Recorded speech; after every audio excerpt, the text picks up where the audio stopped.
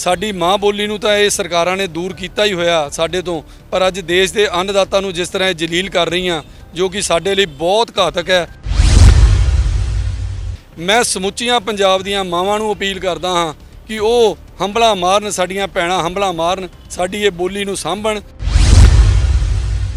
ਪਰ ਇਹ ਸੁੱਤੀ ਸਰਕਾਰ ਨੂੰ ਅਸੀਂ ਤੁਹਾਡੇ ਰਾਹੀਂ ਸੰਦੇਸ਼ ਦੇਣਾ ਚਾਹੁੰਦੇ ਹਾਂ, ਜ਼ਰੂਰ ਇਹਨਾਂ ਦੇ ਕਾਨੂੰਨ ਹੱਲ ਕਰਕੇ ਉਹਨਾਂ ਨੂੰ ਵਾਪਸ ਦੇ ਵਿੱਚ ਘਰਾਂ ਭੇਜੋ। ਔਰ ਪੰਜਾਬ ਦੇ ਵਿੱਚ ਨਹੀਂ, ਫਗਵਾੜਾ ਪਹਿਲਾ ਇਦਾਂ ਦਾ ਦੁਕਾਨਦਾਰ ਹੈ ਜਿਹਦੇ ਸਾਰੇ ਵਪਾਰਾਂ ਨੇ ਉੱਠ ਕੇ ਸਭ ਤੋਂ ਪਹਿਲਾਂ ਹੱਕ ਦੇ ਲਈ ਆਵਾਜ਼ ਉਠਾਈ ਹੈ। ਸਾਡੇ ਜਿਹੜੇ ਬਾਜ਼ਾਰ ਆ, ਚਾਹੇ ਉਹ ਕਿਸੇ ਵੀ ਅਦਾਰੇ ਦੇ ਕਿਸੇ ਵੀ ਲਾਈਨ ਦੇ ਹੋਣ, ਉਹ ਸਾਰੇ ਜ਼ਿਮੀਂਦਾਰ ਭਾਈਚਾਰੇ ਤੇ ਹੀ ਟਿਕੇ ਆ। ਅੱਜ ਹਰ ਬੰਦਾ ਰੋਟੀ ਲਈ ਮਜਬੂਰ ਹੈ, ਲੇਕਿਨ ਪੰਜਾਬ ਕਦੀ ਭੁੱਖਾ ਨਹੀਂ ਮਰ ਸਕਦਾ। ਜਿੱਥੇ ਦੁਨੀਆ ਦੇ ਵਿੱਚ ਲੋਕਾਂ ਨੂੰ ਕਰੋਨਾ ਵਰਗੀ ਮਹਾਮਾਰੀ ਘਾਤਕ ਬਿਮਾਰੀ ਚੱਲ ਰਹੀ ਹੈ, ਪਰ ਉਸ ਗੁਰੂ ਮਹਾਰਾਜ ਦੀ, ਉਸ ਅਕਾਲ ਪੁਰਖ ਦੀ, ਉਸ ਬਾਬੇ ਨਾਨਕ ਦੇ ਲੰਗਰ ਦੀ ਤੇ ਉਹਨਾਂ ਦੇ ਇੰਨਾ ਮਿਹਰ ਦਾ ਹੱਥ ਹੈ ਕਿ ਕੋਈ ਵੀ ਕਿਸਾਨੀ ਸੰਘਰਸ਼ ਦੇ ਵਿੱਚ ਅਜੇ ਤੱਕ ਇਸ ਬਿਮਾਰੀ ਨੂੰ ਵੀ ਨੇੜੇ ਨਹੀਂ ਲਾ ਸਕਿਆ। ਔਰ ਸਾਰੇ ਬਾਜ਼ਾਰਦਾਰਾਂ ਨੇ ਬਾਹਰ ਖੜ ਕੇ ਆਪਣੀਆਂ ਦੁਕਾਨਾਂ ਤੇ ਇਹਦਾ ਸਵਾਗਤ ਕੀਤਾ। ਮੈਂ ਬਹੁਤ ਧੰਨਵਾਦ ਕਰਦਾ ਉਹਨਾਂ ਸਕੂਲਾਂ ਦਾ।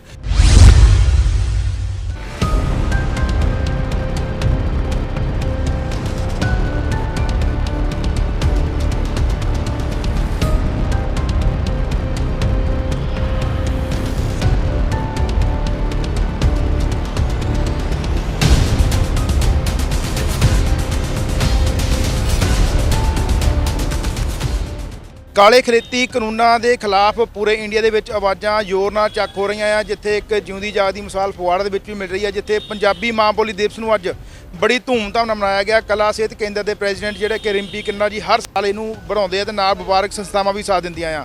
ਇਸ ਬਾਰੇ ਵੀ ਜਾਣਕਾਰੀ ਲਵਾਂਗੇ। ਕਿੰਨਾ ਜੀ ਜਿਹੜਾ ਅੱਜ ਤੁਸੀਂ ਪੰਜਾਬੀ ਮਾਂ ਬੋਲੀ ਦਿਵਸ ਮਨਾਇਆ, ਪਿਛਲੇ ਲੰਬੇ ਸਾਲਾਂ ਤੋਂ ਮਨਾਉਂਦੇ ਆ ਰਹੇ ਹੋ, ਪੂਰੇ ਪੰਜਾਬ ਦੇ ਵਿੱਚ ਇਹ ਚਰਚਾ ਹੁੰਦੀ ਫਗਵਾੜੇ ਜਿਹੜਾ ਮਾਂ ਬੋਲੀ ਦਿਵਸ ਮਨਾਇਆ ਜਾ ਰਿਹਾ, ਪਰ ਜਿਹੜਾ ਅੱਜ ਕਿਸਾਨੀ ਨੂੰ ਸਮਰਪਿਤ ਇਹ ਮਨਾਇਆ ਜਾ ਰਿਹਾ, ਇਸ ਦਾ ਕੀ ਮਕਸਦ ਆ? ਮੇਨ ਤਾਂ ਮਕਸਦ ਇਹ ਹੈ ਜੀ, ਪਹਿਲਾਂ ਤਾਂ ਸਾਂਝ ਟੀਵੀ ਦੇ ਸਰੋਤਿਆਂ ਨੂੰ ਸਾਡੀ ਸਾਰਿਆਂ ਨੂੰ ਵਾਹਿਗੁਰੂ ਜੀ ਕਾ ਖਾਲਸਾ ਵਾਹਿਗੁਰੂ ਜੀ ਕੀ ਫਤਿਹ। ਕਿ ਜਿਹੜੀ ਇਹ ਸਾਂਝ ਟੀਵੀ ਦੇ ਨਾਲ ਸਾਡਾ ਇਹ ਸਾਰਾ ਸੰਦੇਸ਼ ਦੁਨੀਆ ਦੇ ਕੋਨੇ-ਕੋਨੇ ਦੇ ਵਿੱਚ ਪਹੁੰਚੂਗਾ।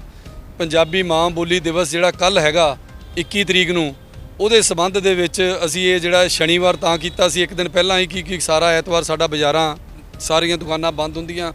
ਇਹ ਜਿਹੜਾ ਮਾਂ ਬੋਲੀ ਦਿਵਸ ਹੈ ਇਹ ਇਸ ਵਾਰ ਕਿਸਾਨੀ ਸੰਘਰਸ਼ ਦੇ ਸ਼ਹੀਦਾਂ ਨੂੰ ਸਮਰਪਿਤ ਹੈ, ਕਿਉਂਕਿ ਅੱਜ ਜਿੱਥੇ ਦੇਸ਼ ਦਾ ਅੰਨਦਾਤਾ, ਸਾਡੀ ਮਾਂ ਬੋਲੀ ਨੂੰ ਤਾਂ ਇਹ ਸਰਕਾਰਾਂ ਨੇ ਦੂਰ ਕੀਤਾ ਹੀ ਹੋਇਆ ਸਾਡੇ ਤੋਂ, ਪਰ ਅੱਜ ਦੇਸ਼ ਦੇ ਅੰਨਦਾਤਾ ਨੂੰ ਜਿਸ ਤਰ੍ਹਾਂ ਇਹ ਜਲੀਲ ਕਰ ਰਹੀਆਂ, ਜੋ ਕਿ ਸਾਡੇ ਲਈ ਬਹੁਤ ਘਾਤਕ ਹੈ। ਅੱਜ ਸਾਡਾ ਇੰਨਾ ਕਿਸਾਨ ਜੋ ਦਿੱਲੀ ਦੇ ਵਿੱਚ ਜਾਂ ਰਸਤੇ ਦੇ ਵਿੱਚ ਇਸ ਕਿਸਾਨੀ ਸੰਘਰਸ਼ ਦੇ ਵਿੱਚ ਸ਼ਹਾਦਤਾਂ ਦਾ ਜਾਮ ਪੀ ਰਿਹਾ, ਪਰ ਇਹ ਕੇਂਦਰ ਦੀ ਸਰਕਾਰ ਸੁੱਤੀ ਪਈ ਹੈ। ਸਾਨੂੰ ਉਹਨਾਂ ਨੂੰ ਅਪੀਲ ਹੈ, ਸਾਡੇ ਦੇਸ਼ ਦੇ ਅੰਨਦਾਤਾ ਨੂੰ ਇਸ ਤਰ੍ਹਾਂ ਜਲੀਲ ਨਾ ਕਰੋ। ਜਿਸ ਤਰ੍ਹਾਂ ਤੁਸੀਂ ਸਾਡੀ ਮਾਂ ਬੋਲੀ ਨੂੰ ਜਲੀਲ ਕਰ ਰਹੇ ਆ, ਉਸੇ ਤਰ੍ਹਾਂ ਇਹ ਦੇਸ਼ ਜਿਹੜਾ ਸਾਡਾ, ਇਸ ਦੇਸ਼ ਦੇ ਪ੍ਰਧਾਨ ਮੰਤਰੀ, ਉਹ ਸਾਡੀ ਇਸ ਕਿਸਾਨੀ ਨੂੰ ਜਲੀਲ ਕਰਕੇ, ਸਾਡੀ ਮਾਂ ਬੋਲੀ ਨੂੰ ਜਲੀਲ ਕਰਕੇ ਬਹੁਤ ਹੀ ਗਲਤ ਕੰਮ ਕਰ ਰਹੇ ਆ। ਸਾਡੇ ਵਪਾਰਾਂ ਦਾ, ਜੋ ਦੁਕਾਨਦਾਰਾਂ ਦਾ, ਜੋ ਕਿਸਾਨੀ ਖਿੱਤੇ ਦਾ, ਹਰ ਮਜ਼ਦੂਰ ਦਾ ਇੰਨਾ ਨੁਕਸਾਨ ਹੋ ਰਿਹਾ। ਅੱਜ ਹਰ ਬੰਦਾ ਰੋਟੀ ਲਈ ਮਜਬੂਰ ਹੈ, ਲੇਕਿਨ ਪੰਜਾਬ ਕਦੀ ਭੁੱਖਾ ਨਹੀਂ ਮਰ ਸਕਦਾ। ਉਹ ਤਾਂ ਫਿਰ ਦੇਸ਼ ਦੇ ਅੰਨਦਾਤਾ ਵਾਂਗੂ ਢਿੱਡ ਭਰ ਰਿਹਾ। ਅੱਜ ਦਿੱਲੀ ਦੇ ਵਿੱਚ ਬੈਠੀਆਂ ਸਾਡੀਆਂ ਉਹਨਾਂ ਮਾਵਾਂ, ਸਾਡੇ ਉਹ ਬਜ਼ੁਰਗ, ਉਹਨਾਂ ਨੌਜਵਾਨਾਂ ਨੂੰ ਸਲਾਮ ਆ ਜਿਹੜੇ ਅੱਜ ਇਸ ਇੰਨੇ ਦਿਨ ਤੋਂ ਲੈ ਕੇ ਇਸ ਸੰਘਰਸ਼ ਦੇ ਵਿੱਚ ਡਟ ਕੇ ਖੜੇ ਹੋਏ ਆ। ਪਰ ਇਹ ਸੁੱਤੀ ਸਰਕਾਰ ਨੂੰ ਅਸੀਂ ਤੁਹਾਡੇ ਰਾਹੀਂ ਸੰਦੇਸ਼ ਦੇਣਾ ਚਾਹੁੰਦੇ ਹਾਂ, ਜ਼ਰੂਰ ਇਹਨਾਂ ਦੇ ਕਾਨੂੰਨ ਹੱਲ ਕਰਕੇ ਉਹਨਾਂ ਨੂੰ ਵਾਪਸ ਦੇ ਵਿੱਚ ਘਰਾਂ ਭੇਜੋ, ਤਾਂ ਕਿ ਉਹ ਜਿਹੜੀ ਆਪਣੀ ਦੀਵਾਲੀ, ਉਹ ਆਪਣੀ ਵਿਸਾਖੀ, ਜੋ ਸਾਰੀਆਂ ਚੀਜ਼ਾਂ ਉਹ ਛੱਡ ਕੇ ਬੈਠੇ ਹੋਏ ਨੇ, ਉਹ ਆਪਣੇ ਬੱਚਿਆਂ ਦੇ ਵਿੱਚ ਤੇ ਪਰਿਵਾਰ ਦੇ ਵਿੱਚ ਮਨਾ ਸਕਣ। ਤੇ ਸਾਡੀ ਜਿਹੜੀ ਮਾਂ ਬੋਲੀ ਹੈ ਉਹਨੂੰ ਸਰਕਾਰੀ ਭਾਸ਼ਾ, ਜਿਹੜੀ ਦੇਸ਼ ਦੇ ਵਿੱਚ ਤਾਂ ਉਹਨੂੰ ਜੋ ਉਹਦਾ ਦੁਰਦਸ਼ਾ ਹੋ ਹੀ ਰਹੀ ਹੈ, ਲੇਕਿਨ ਪੰਜਾਬ ਦੇ ਵਿੱਚ ਜੋ ਸਰਕਾਰੀ ਸਾਡੀ ਮਾਂ ਬੋਲੀ ਦੀ ਦੁਰਦਸ਼ਾ ਹੋ ਰਹੀ ਹੈ, ਉਹ ਵੀ ਸਾਡੇ ਲਈ ਬਹੁਤ ਘਾਤਕ ਹੈਗੀ ਹੈ। ਮੈਂ ਸਮੁੱਚੀਆਂ ਪੰਜਾਬ ਦੀਆਂ ਮਾਵਾਂ ਨੂੰ ਅਪੀਲ ਕਰਦਾ ਹਾਂ ਕਿ ਉਹ ਹੰਭਲਾ ਮਾਰਨ, ਸਾਡੀਆਂ ਭੈਣਾਂ ਹੰਭਲਾ ਮਾਰਨ, ਸਾਡੀ ਇਹ ਬੋਲੀ ਨੂੰ ਸਾਂਭਣ, ਕਿਉਂਕਿ ਇੱਕ ਮਾਂ ਹੀ ਹੈ ਜਿਹੜੀ ਪੰਜਾਬੀ ਮਾਂ ਬੋਲੀ ਬਚਾ ਸਕਦੀ ਹੈ। ਇਹਨੂੰ ਹੋਰ ਕੋਈ ਨਹੀਂ ਬਚਾ ਸਕਦਾ। ਅੱਜ ਜਿੱਦਾਂ ਸਾਡੀਆਂ ਮਾਵਾਂ ਨੇ ਸੰਘਰਸ਼ ਸਾਂਭਿਆ ਹੋਇਆ, ਇੱਦਾਂ ਹੀ ਇਹ ਬੋਲੀ ਸਾਂਭਣ। ਸਾਡੀ ਸਾਰਿਆਂ ਨੂੰ ਅਪੀਲ ਹੈ, ਅਸੀਂ ਇਹ ਜਿੰਨੀਆਂ ਸੰਸਥਾਵਾਂ, ਸਾਡੀਆਂ ਵਪਾਰਕ ਸੰਸਥਾਵਾਂ, ਜਿੰਨੀਆਂ ਸਮਾਜਿਕ, ਧਾਰਮਿਕ, ਸਕੂਲੀ ਬੱਚੇ ਔਰ ਬੜੇ ਜੋਸ਼ ਦੇ ਨਾਲ ਇਸ ਅੱਜ ਮਾਂ ਬੋਲੀ ਮਾਰਚ ਸ਼ਾਮਲ ਹੋਏ ਆ। ਉਹਨਾਂ ਨੇ ਕਿਸਾਨੀ ਸੰਘਰਸ਼ ਦੇ ਹੱਕ ਦੇ ਵਿੱਚ ਨਾਅਰੇ ਲਾਏ ਆ, ਔਰ ਉਹਨਾਂ ਨੇ ਵੀ, ਇਹ ਬੱਚਿਆਂ ਨੇ ਵੀ, ਛੋਟੇ ਛੋਟੇ ਬੱਚੇ ਅੱਜ ਉਹਨਾਂ ਦੇ ਮੂੰਹੋਂ ਜੋ ਕਿਸਾਨੀ ਸੰਘਰਸ਼ ਦੀਆਂ ਆਵਾਜ਼ਾਂ ਆ ਰਹੀਆਂ, ਇਹਨੂੰ ਰੋਕ ਨਹੀਂ ਸਕਦੀ ਕੋਈ ਵੀ ਸਮੇਂ ਦੀ। ਅੱਜ ਤੁਸੀਂ ਹਜ਼ਾਰਾਂ ਦਾ ਕਾਫਲਾ ਲੈ ਕੇ ਫਗਵਾੜਾ ਦੇ ਵੱਖ-ਵੱਖ ਬਾਜ਼ਾਰਾਂ ਵਿੱਚ ਗਏ ਆ, ਸਕੂਲੀ ਬੱਚਿਆਂ ਨੇ ਵੀ ਇਹਦੇ ਵਿੱਚ ਸ਼ਮੂਲੀਅਤ ਕੀਤੀ ਆ। ਜਦੋਂ ਬਾਜ਼ਾਰਾਂ ਵਿੱਚ ਤੁਸੀਂ ਲੰਘ ਰਹੇ ਸੀ ਤੇ ਕਿੱਦਾਂ ਦਾ ਮਾਹੌਲ ਸੀਗਾ, ਦੁਕਾਨਾਂ ਤੋਂ ਕਿੱਦਾਂ ਦਾ ਹੁੰਗਾਰਾ ਮਿਲਿਆ ਤੁਹਾਨੂੰ? ਸਾਰੇ ਦੁਕਾਨਦਾਰ ਵੀਰ ਜਿੰਨੇ ਵੀ ਇੱਥੇ ਫਗਵਾੜੇ ਦੇ ਹੈਗੇ ਆ, ਸਾਡੇ ਨਾਲ ਅਸ਼ੋਕ ਕੁਲਥਮ ਵਪਾਰ ਮੰਡਲ ਦੇ ਪ੍ਰਧਾਨ ਆ, ਔਰ ਇਹ ਜਿੰਨੀਆਂ ਦੁਕਾਨਾਂ ਫਗਵਾੜੇ ਦੀਆਂ, ਚਾਹੇ ਉਹ ਹਿੰਦੂ ਹੈ, ਚਾਹੇ ਉਹ ਸਿੱਖ ਹੈ, ਚਾਹੇ ਮੁਸਲਮਾਨ ਹੈ, ਚਾਹੇ ਉਹ ਈਸਾਈ ਹੈ, ਉਹ ਸਾਰੇ ਪੰਜਾਬੀ ਪਹਿਲਾਂ ਸਾਰੇ ਹੀ ਕੁਛ ਚੰਦ ਕੁ ਬੰਦਿਆਂ ਨੂੰ ਜਿਹੜੇ ਗਿਣਤੀ ਜਿਹੜੀ ਉਂਗਲਾਂ ਦੇ ਵਿੱਚ ਵੀ ਸਿਰਫ ਹੈਗੀ ਹੈ ਉਹਨਾਂ ਨੂੰ ਛੱਡ ਕੇ ਬਾਕੀ ਸਾਰੇ ਇਸ ਕਿਸਾਨੀ ਸੰਘਰਸ਼ ਦੇ ਨਾਲ ਪੂਰੇ ਤਿਆਰ ਹੈ। ਹਰ ਦੁਕਾਨਦਾਰ ਔਰ ਪੰਜਾਬ ਦੇ ਵਿੱਚ ਨਹੀਂ, ਫਗਵਾੜਾ ਪਹਿਲਾ ਇਦਾਂ ਦਾ ਦੁਕਾਨਦਾਰ ਹੈ ਜਿਹਦੇ ਸਾਰੇ ਵਪਾਰਾਂ ਨੇ ਉੱਠ ਕੇ ਸਭ ਤੋਂ ਪਹਿਲਾਂ ਕਿਸਾਨਾਂ ਦੇ ਸੰਘਰਸ਼ ਦੇ ਵਿੱਚ ਹੱਕ ਦੇ ਲਈ ਆਵਾਜ਼ ਉਠਾਈ ਹੈ। ਸਾਡੀ ਫਿਰ ਤੁਹਾਡੇ ਮਾਧਿਅਮ ਰਾਹੀਂ ਸਾਂਝ ਟੀਵੀ ਰਾਹੀਂ ਫਿਰ ਅਪੀਲ ਹੈ ਕਿ ਇਹਨੂੰ ਉੱਥੇ ਕੇਂਦਰ ਦੀ ਸਰਕਾਰ ਦੇ ਕੰਨਾਂ ਦੇ ਵਿੱਚ ਜ਼ਰੂਰ ਪਹੁੰਚਾਓ, ਜਿਹੜੀ ਅੱਜ ਵੀ ਸੁੱਤੀ ਪਈ ਹੈ ਉਹਨੂੰ ਇਹ ਕਿਸਾਨੀ ਸੰਘਰਸ਼ ਦੀਆਂ ਮੌਤਾਂ ਯਾਦ ਨਹੀਂ ਆ ਰਹੀਆਂ, ਪਰ ਸਾਨੂੰ ਇਹ ਮੌਤਾਂ ਸਾਡੀ ਮੌਤ ਨਹੀਂ, ਇਹ ਸਾਡੀ ਸ਼ਹੀਦੀ ਹੈ ਜਿਹਨੂੰ ਅਸੀਂ ਭੁੱਲ ਨਹੀਂ ਸਕਦੇ। ਸਾਡਾ ਪੰਜਾਬ ਦਾ ਬੱਚਾ ਇਹਨੂੰ ਭੁੱਲ ਨਹੀਂ ਸਕਦਾ। ਸਾਡੀ ਕੌਮ ਨੂੰ ਜਿੰਨਾ ਮਰਜ਼ੀ ਉਹ ਮਾਰ ਲਵੇ, ਪੰਜਾਬੀ ਕੌਮ ਉਹ ਵੱਧਦੀ। ਤੁਹਾਡੀ ਗੱਲ ਸਹੀ ਹੈ। ਡੇਲੀ ਜਿਹੜੀਆਂ ਉੱਥੇ ਕਿਸਾਨਾਂ ਦੀਆਂ ਮੌਤਾਂ ਹੋ ਰਹੀਆਂ, ਲਾਸ਼ਾਂ ਪਿੰਡਾਂ ਨੂੰ ਆ ਰਹੀਆਂ, 2-2 ਲਾਸ਼ਾਂ ਇੱਕ ਲਾਸ਼ ਰੋਜ਼ ਦੀ ਐਵਰੇਜ ਹੈਗੀ ਆ, ਪਰ ਅਜੇ ਤੱਕ ਜੇ ਭਾਜਪਾ ਸਰਕਾਰ ਦੀ ਗੱਲ ਕਰੀਏ ਉਹ ਟਸ ਤੋਂ ਮਸ ਨਹੀਂ, ਉਹ ਪਿੱਛੇ ਹੋਣ ਨੂੰ ਵੀ ਤਿਆਰ ਨਹੀਂ ਤੇ ਉਹਨਾਂ ਵੱਲੋਂ ਕੋਈ ਖੇਦ ਵੀ ਨਹੀਂ ਪ੍ਰਗਟਾਇਆ ਜਾ ਰਿਹਾ ਵੀ ਉੱਥੇ ਕਿਸਾਨਾਂ ਦੀਆਂ ਮੌਤਾਂ ਹੋ ਰਹੀਆਂ ਆ। ਉਸ ਨੂੰ ਕਿਸ ਤਰ੍ਹਾਂ ਵੇਖਦੇ ਆ? ਭਾਜਪਾ ਦੇ ਜਿਹੜੇ ਪੰਜਾਬ ਦੇ ਆਗੂ ਆ ਉਹ ਪੂਰਾ ਇਸ ਗੱਲ ਦੇ ਵਿੱਚ ਖੇਦ ਚਾਹੁੰਦੇ ਆ ਵੀ ਅਸੀਂ ਵੀ ਕਿਸਾਨੀ ਸੰਘਰਸ਼ ਦੇ ਨਾਲ ਜੁੜੀਏ। ਕਿਸਾਨਾਂ ਦੇ ਸਿਰ ਤੇ ਹੀ ਉਹ ਜਿੱਤੇ ਨੇ, ਕਿਸਾਨਾਂ ਦੀ ਉਹ ਰੋਟੀ ਖਾਂਦੇ ਨੇ, ਪਰ ਉਹ ਸੈਂਟਰ ਦੀ ਸਰਕਾਰ ਤੋਂ ਡਰੇ ਹੋਏ ਨੇ। ਉਹ ਹੱਲੇ ਤੱਕ ਉਹ ਪੰਜਾਬ ਦੇ ਕਿਸਾਨਾਂ ਦੇ ਹੱਕ ਦੇ ਵਿੱਚ ਨਹੀਂ ਬੋਲ ਰਹੇ। ਅਸੀਂ ਫਿਰ ਪੰਜਾਬ ਜਿਹੜੀ ਕੌਮ ਹੈ, ਬੜੀ ਕੌਮ ਇਦਾਂ ਦੀ ਜੋਸ਼ੀਲੀ ਕੌਮ ਹੈ, ਸਾਰਿਆਂ ਨੂੰ ਮਾਫ ਕਰਦੀ ਹੈ। ਅਸੀਂ ਫਿਰ ਕਹਿੰਦੇ ਹਾਂ ਵੀ ਇਹ ਕਾਲੇ ਕਾਨੂੰਨ ਰੱਦ ਕਰਕੇ ਸਾਡੇ ਉਹਨਾਂ ਬੱਚਿਆਂ ਨੂੰ, ਛੋਟੇ ਬੱਚੇ ਜਿਨ੍ਹਾਂ ਨੇ ਹੱਲੇ ਦੇਸ਼ ਦਾ ਭਵਿੱਖ ਬਣਨਾ, ਉਹ ਸੜਕਾਂ ਦੇ ਉੱਤੇ ਮਜਬੂਰ ਆ ਸੌਣ ਦੇ ਲਈ। ਉਹਨਾਂ ਦੇ ਨਾ ਕੋਈ ਉੱਥੇ ਪੀਣ ਦੇ ਸਾਫ਼ ਪ੍ਰਬੰਧ ਹੈ, ਜਿੱਥੇ ਦੁਨੀਆ ਦੇ ਵਿੱਚ ਲੋਕਾਂ ਨੂੰ ਕਰੋਨਾ ਵਰਗੀ ਮਹਾਮਾਰੀ ਘਾਤਕ ਬਿਮਾਰੀ ਚੱਲ ਰਹੀ ਹੈ, ਪਰ ਉਸ ਗੁਰੂ ਮਹਾਰਾਜ ਦੀ, ਉਸ ਅਕਾਲ ਪੁਰਖ ਦੀ, ਉਸ ਬਾਬੇ ਨਾਨਕ ਦੇ ਲੰਗਰ ਦੀ ਤੇ ਉਹਨਾਂ ਤੇ ਇੰਨਾ ਮਿਹਰ ਦਾ ਹੱਥ ਹੈ ਕਿ ਕੋਈ ਵੀ ਕਿਸਾਨੀ ਸੰਘਰਸ਼ ਦੇ ਵਿੱਚ ਅਜੇ ਤੱਕ ਇਸ ਬਿਮਾਰੀ ਨੂੰ ਵੀ ਨੇੜੇ ਨਹੀਂ ਲਾ ਸਕਿਆ। ਪਰ ਉਹ ਇਸ ਸੰਘਰਸ਼ ਨੂੰ ਕਿੱਦਾਂ ਪਿੱਛੇ ਹਟ ਜਾਣਗੇ? ਇਹ ਸੰਘਰਸ਼ ਉਦੋਂ ਹੀ ਖਤਮ ਹੋਣਾ। ਇਹ ਮਾਂ ਬੋਲੀ ਵਾਂਗੂ, ਇਹ ਜਿੱਦਾਂ ਮਾਂ ਬੋਲੀ ਸਾਡੀ ਜਿਉਂਦੀ ਹੈ, ਇਦਾਂ ਹੀ ਇਹ ਸੰਘਰਸ਼ ਵੀ ਜਿਉਂਦਾ ਰਹੂਗਾ। ਸਾਨੂੰ ਜਲਦੀ ਆਸ ਹੈ ਇਹ ਜਿੱਤ ਹੋ ਕੇ ਵਾਪਸ ਆਉਣਗੇ।